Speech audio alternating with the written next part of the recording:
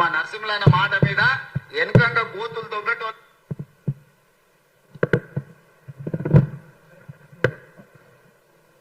నక్క చిత్తులను నల్లి కుట్లను మీరే ఏదో ఒకటి చెయ్యాలి.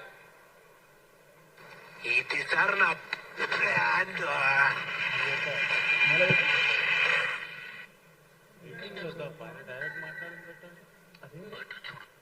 మా నరసింహులన్న చెప్పి మేము ఉంటామా నీకెందుకు నువ్వు నడుపు అని. మరి మా నరసింహులన్న మాట మీద వెనుకంగా గోతులు దొబ్బెటోళ్లను నక్క చిత్తులను నల్లి కుట్లను మీరే ఏదో ఒకటి చెయ్యాలి.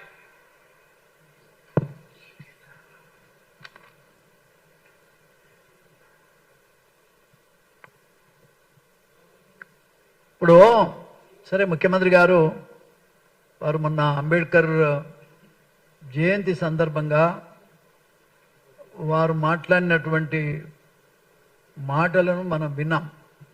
వారు ఒక మాట ఏమంటున్నారు, మా నరసింహులన్న చెప్పిండు కాబట్టి వారి మాట మీదనే నేను నడుస్తా ఉన్నా. ఈ నక్క చిత్తులు ఇంకోడెవడు నల్లికుట్లోళ్ళు నక్క చిత్తుల సంగతి ఏందో మీరు చూడాలనే మాట ముఖ్యమంత్రి గారు చెప్పిండు. చాలా సంతోషం. నేను ముఖ్యమంత్రి గారిని అడుగుతున్నా, నిజమే మీరు ఇవాళ ఇచ్చిన జనాభా లెక్కల ప్రకారంగా కూడా మాదిగలే అధికంగా ఉన్నట్టుగా పత్రికలలో మాదిగలే మెజారిటీ, ఇట్లా పట్టుకో, మాదిగలే మెజారిటీ. మరి మాదిగలే మెజారిటీ కానీ మరి మాదిగోళ్లకు లోకసభలో స్థానం లేదు, రాజ్యసభలో స్థానం లేదు, అసెంబ్లీలో స్థానం లేదు, అదేవిధంగా కౌన్సిల్లో స్థానం లేదు, కార్పొరేషన్లలో స్థానం లేదు. మరి మెజారిటీ ఉన్న మాదిగలను గవర్నమెంట్ లెక్కల ప్రకారంగా, సరే ఆ లెక్కలు తప్పనుకో, మేము 70 లక్షల మంది ఉన్నాము, మరి అధికంగా మాదిగలు ఉన్నారు అనేది గవర్నమెంట్ దృష్టిలో ఉన్నప్పటికీ, పార్టీల దృష్టిలో ఉన్నప్పటికీ మమ్మల్ని ఎందుకు దొక్కుతురా? మమ్మల్ని అంత హీనంగా ఎందుకు చూస్తున్నారు? ఇప్పటికీ కుల వివక్ష మా మాదిగల పట్లనే ఎందుకు మీరు చూపిస్తున్నారు? ఎందుకు స్వతంత్రం వచ్చిన కాడికెళ్ళి ఈ మాదిగ జాతిని టోటల్ గా నిర్వీర్యం చేసే ప్రయత్నం చేస్తున్నారు? దీనికి సమాధానం చెప్పాల్సినటువంటి అవసరం ఉంది. ముఖ్యంగా నిన్నగాక మొన్నదైన పార్లమెంట్ ఎన్నికల్లో ఒక్క సీటు మాకు ఇవ్వకపోతే, సీట్లు లేని వాళ్ళకే మీరు సీట్లు ఇస్తారు, జనాభా లేని వాళ్ళకే మీరు సీట్లు ఇస్తారు. మల్లు రవిని ఏ విధంగా మీరు అక్కడ ఎంపిక చేస్తారు చెప్పండి? అక్కడ 80% ఉన్నటువంటి మాదిగలు, 80% ఉన్నటువంటి మాదిగలను పక్కన పెట్టి ఏ 10% లేనటువంటి మాల కులస్తులకి మీరు టికెట్ ఎట్లా ఇస్తారని నేను అడుగుతున్నా. ఇది న్యాయమా? ఇది న్యాయమా అని నేను అడుగుతా ఉన్నా. రిజర్వేషన్ అంబేద్కర్ ఎందుకు పెట్టిండు? దళితులందరి కోసం రిజర్వేషన్ పెట్టిండు. ఈ రిజర్వేషన్ ఏ ఒక్క కులానికో అంటగట్టి అధిక జనాభా ఉన్నటువంటి మాదిగలను తొక్కేసిరు కదా, అవమాన పరిస్థితి కదా. మీ లెక్కేమిటి అన్నట్టుగా మమ్మల్ని చూసిరు కదా.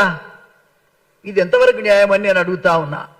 మళ్ళొకసారి చెప్తున్నా, మాకు లోకసభలో ఒక సీట్ లేదు, మాదిగోళ్ళు ఇళ్ళకు రావద్దు, మీరు అంటరానోళ్ళు అన్నట్టుగా ఉంది తప్ప మాకు ఈ వ్యవస్థలో గౌరవం ఉందా? ముఖ్యమంత్రి గారు ఒకసారి మీరు ఆలోచన చేయండి. ఏ రకమైనటువంటి న్యాయాన్ని పరిపాలకులు మీ పాత్ర పోషిస్తారు చెప్పండి. ఇవాళ బాధ్యత, నీకో పెద్ద బాధ్యత వచ్చింది. జనాభా ఎక్కువ ఉందని నువ్వే అంటావు, కానీ ఒక్క సీటు ఇవ్వవు. ఇది ఎంతవరకు సమస్యమని నేను అడుగుతున్నా. మేము చెప్పిన మాట నిజమే, నీ ఎమ్మడి ఉంటామని.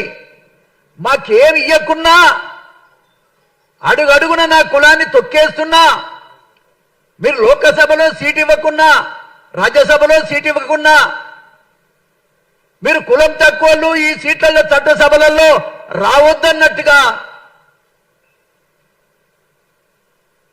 ఈ రకమైన వివక్ష చూపిస్తూ పరిపాలన కొనసాగించడం ఎంతవరకు సమంజసమని నేను అడుగుతున్నా.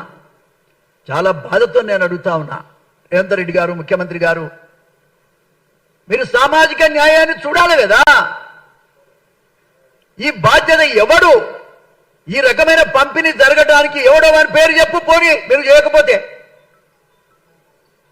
ఆ వ్యక్తి పేరేమిటో చెప్పండి మీరు. ఇదంతా బాధాకరమని కూడా ఈ సందర్భంగా నేను తెలియజేస్తా ఉన్నా.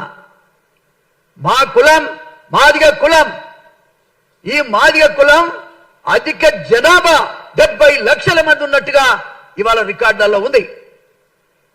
మీరు ఇచ్చినటువంటి సంఖ్య ఇది ఎప్పటిదో మరి 2011 సెన్సస్ ప్రకారమా ఇంకోటో, కానీ మేమున్నది ఈ రాష్ట్రంలో 70 లక్షల మంది మేము ఉన్నాం.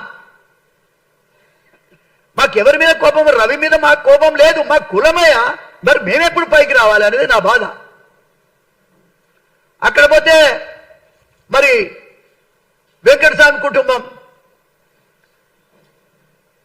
వాళ్ళ సంతానం ఆ కుటుంబంలో ఎంతమంది ఉంటే అంతమందికి పదవులు ఇస్తారా?